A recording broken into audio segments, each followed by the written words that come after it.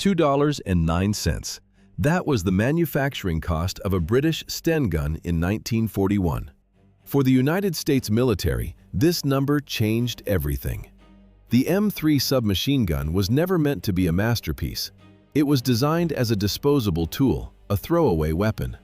When American soldiers first held the cold stamped steel, they wanted to toss it into the nearest ditch. Yet this crude firearm remained in the U.S. arsenal for decades. Why did a piece of junk outlast its legendary predecessors? The answer lies in the brutal arithmetic of total war. The United States entered World War II with the Thompson submachine gun. Soldiers respected the Thompson. It was heavy, reliable, and chambered in the massive .45 ACP caliber. It felt like a real weapon. But the Thompson was a relic of peacetime craftsmanship. It was made of solid blocks of steel, machined with precision and finished with care. In 1939, a single Thompson cost $200 to produce. Adjusted for inflation, that is roughly $3,400 today. In a war of attrition, this was unsustainable. The outcome of the global conflict depended on mass production. Resources were diverted to aircraft, battleships, and tanks.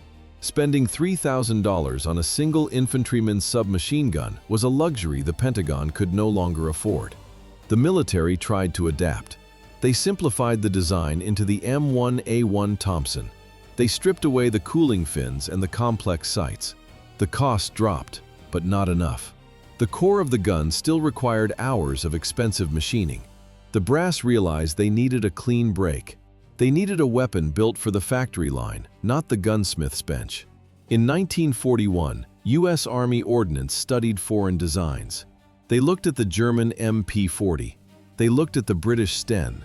The Sten was particularly striking. It looked like a collection of plumbing scraps welded together in a garage. It lacked elegance. It lacked beauty.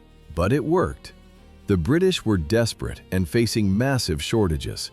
They used stamped sheet metal and crude welds to flood the battlefield with automatic fire. The U.S. Army launched a program to build an American equivalent. The requirements were specific. It had to be sheet metal construction. It had to fire the same .45 ACP round as the Thompson. It needed to be fast to build with minimal machining. The specifications demanded results. The weapon had to fire 500 rounds per minute. It had to place 90% of its shots on a 6x6-foot target from 50 yards away. In theory, it had to match the Thompson's performance for a fraction of the price. Engineers quickly abandoned the semi-automatic firing mode. It was an unnecessary complication. They wanted a weapon that only knew how to do one thing: spray lead. A curious detail emerged during development.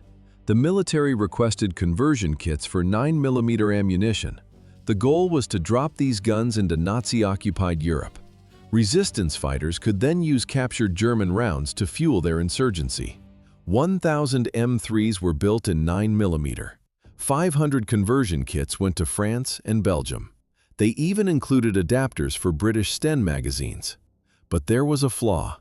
The sights remained calibrated for the heavy .45 caliber round. When firing 9mm bullets, the gun shot high. Resistance fighters had to aim at an enemy's knees to hit them in the chest. The weapon was designated the T-20 during trials. Early results were surprisingly good. It scored 97 out of 100 in accuracy tests. It fired 5,000 rounds with only 2 malfunctions. On paper, it was a success. But the footage reveals a different story.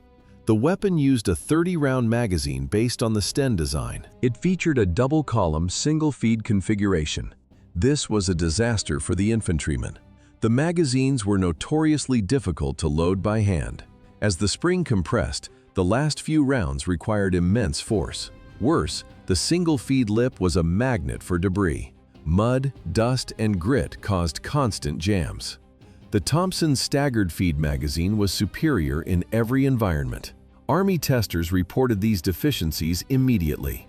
The response from leadership was cold. No changes were made. Redesigning the magazine would delay the production lines.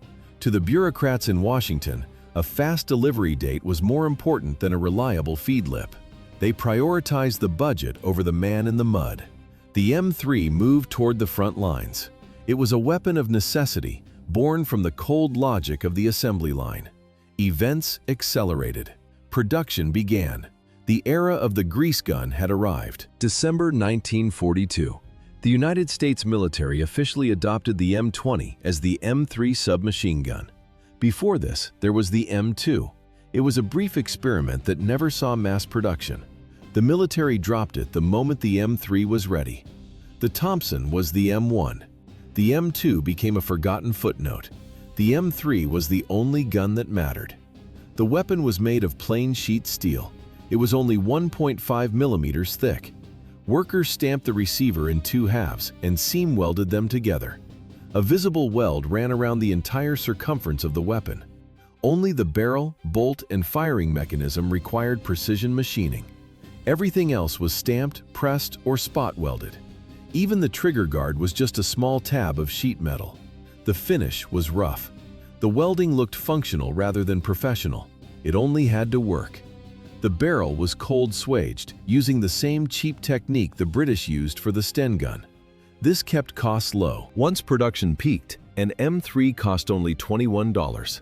In today's money, that is roughly $273. Some production runs were even cheaper, costing as little as $15 per unit. It was a fraction of the cost of a Thompson. Why the nickname grease gun? The visual is obvious. It looked exactly like a mechanic's tool. Some soldiers called it the plumber's nightmare. Others called it the cake decorator. But grease gun was the name that stuck. The rate of fire was surprisingly slow. Most submachine guns of the era fired 700 to 800 rounds per minute. The M3 fired only 350 to 450 rounds. This made it one of the slowest weapons of the war. But this was an advantage. Trigger control was easy. Experienced shooters could fire single shots or double taps with ease. This was despite the heavy .45 caliber cartridge. The range was limited. Specifications claimed 100 yards. In reality, 50 yards was the combat limit. The safety mechanism was also primitive. It consisted of a hinged dust cover over the ejection port. When closed, it pinned the bolt in place. If the cover was shut, the gun would not fire. At first glance, an ingenious safety, but in reality, a liability. The thin metal cover bent easily if dropped. Once bent, the safety was useless. There was another problem. The cocking handle was a disaster. The original M3 used a crank-type lever on the right side. It was made of cheap, thin metal. In the field, these levers bent or snapped off. The designers made a radical change. They removed the handle entirely. They replaced it with a hole. A recessed slot was machined directly into the bolt. To cock the weapon, the soldier had to stick his finger inside and pull the bolt back manually. In a laboratory, it worked. In combat, it was a nightmare. Soldiers had to stick their fingers into a muddy, bloody receiver. After firing several magazines, the bolt became hot enough to burn skin. The military originally intended the M3 to be disposable. If it broke, you threw it away. But they changed their mind during production. When the gun reached the front lines, there were no spare parts. There were no specialized tools. The footage shows soldiers struggling to maintain a weapon built to be discarded. Because it was cheap, it broke often. By 1944, the shortage of parts became a crisis. The military had to improvise repair kits just to keep the M3s operational. The stock was as basic as the receiver. It was made of wire and could telescope to save space. This made it popular with tank crews and support troops who needed a compact secondary weapon. The sights were equally crude. The rear sight was a piece of sheet metal bent at 90 degrees. The front sight was a simple blade. Both were fixed at a range of 100 yards. On early models, these sights were fragile. One drop could bend them out of alignment. The era of the expensive submachine gun was over.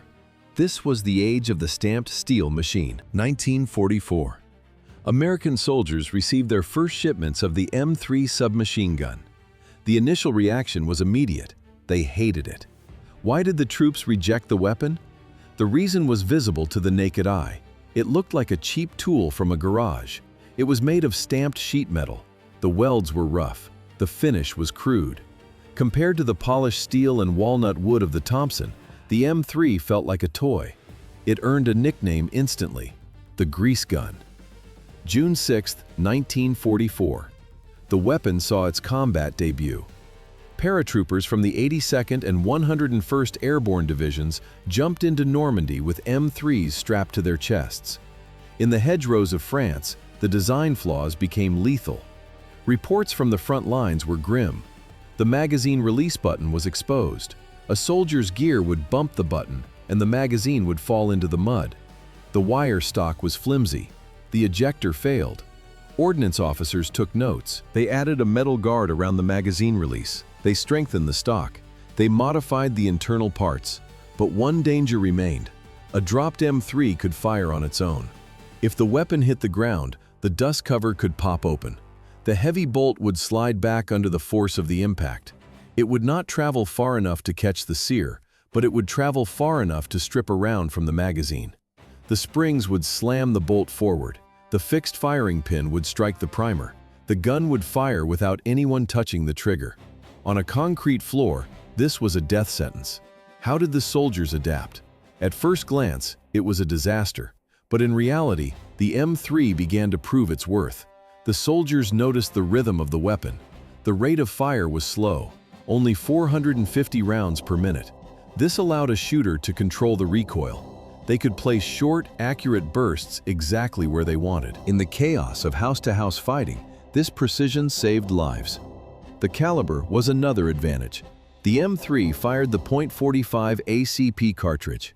It was a heavy, slow bullet. Compared to the German or British 9mm rounds, the American slug had superior stopping power. In close quarters, one hit was usually enough to end the fight. The weight was the final factor. The Thompson weighed 10 pounds. The M3 weighed 8. It was shorter. It was thinner. Tank crews squeezed it into cramped turrets. Truck drivers kept it behind their seats. Paratroopers appreciated the compact frame during the jump. The footage shows specialized versions appearing in the field. The Office of Strategic Services requested a suppressed model. Because the .45 caliber bullet is naturally subsonic, the suppressor worked perfectly. It was nearly silent. It became a favorite for behind-the-lines sabotage. New accessories arrived at the supply depots. A flash hider was developed for night operations to hide the shooter's position. It arrived too late for the European theater. It would not see action until the war in Korea. Events accelerated. The grease gun was no longer a joke. It was a tool of war. The transition was complete. Thus ended the reign of the expensive Thompson. 1950. The Korean War began. On the front lines, the M3 became the primary submachine gun for United States and South Korean infantry. A strange reversal occurred. While the Americans carried the grease gun, the Communist forces were often armed with American-made Thompsons. The plan was to phase out the M3 quickly. The military introduced the M14 to take its place. This new rifle had a massive task. It was designed as a universal weapon to replace submachine guns, carbines, and light machine guns simultaneously. It was supposed to be the ultimate solution, but the plan failed. The M14 was heavy and difficult to control. In the jungles, it was ineffective. The military retired it after the shortest frontline service life in United States history. What happened to the M3? It didn't disappear. It moved from the front lines to the support units. The weapon transitioned into the Vietnam War. Then, it stayed in the inventory for decades. 1991, the Gulf War. Even then, the grease gun remained in the hands of American tank crews. It fit perfectly in the cramped quarters of an armored vehicle. But infantry and tankers weren't the only ones using it. Elite Delta Force operators chose suppressed M3s for covert missions. Why did they pick a World War II relic over the modern MP5? The answer was sound. The grease gun was quieter. These special operations versions were different. Operators added thumb safeties for better control. This was a feature the standard military model never possessed. The design spread globally. Other nations produced their own copies in various calibers. The weapon's longevity was unprecedented. Japanese tank crews kept the M3 in their active inventory until 2011. At first glance, a disposable stopgap from 1942, but in reality, a weapon that served for nearly 70 years. It outlasted the rifles designed to replace it. The story of the grease gun ended here.